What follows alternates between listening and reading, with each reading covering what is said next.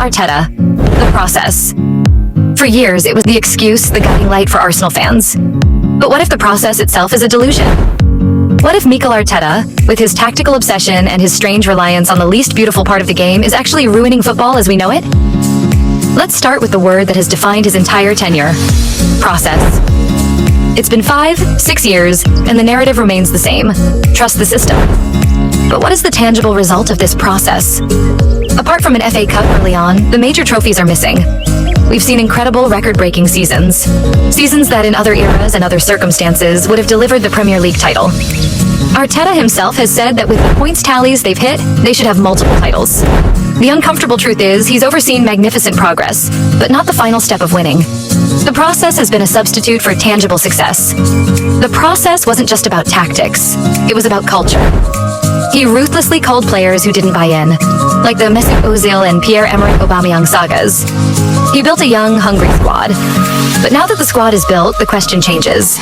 When does the process of building stop, and the expectation of winning begin? The longer the silverware drought continues, and then we get to the most damning evidence that Arteta is fundamentally changing the sport for the worse: the set-piece obsession. Arsenal are one of the deadliest teams in Europe from corners and free kicks.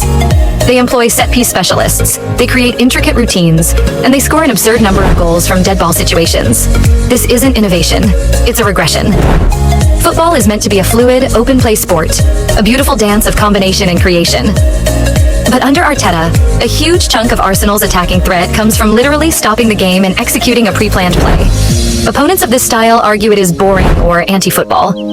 By weaponizing set pieces to this extent, Arteta is effectively training the next generation of managers to treat them not as an afterthought, but as a primary offensive weapon.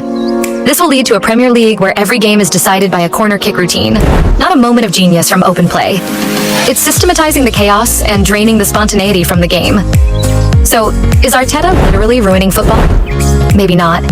But he is certainly pioneering a version of it that prioritizes systems, data, and the systematic exploitation of dead ball rules over the free-flowing nature of the game. The process has delivered a strong, competitive team, but it has yet to deliver the final piece of silverware. And the reliance on set pieces? It's a terrifying vision of a future where every goal is a cold, calculated routine. Like and subscribe for more football updates.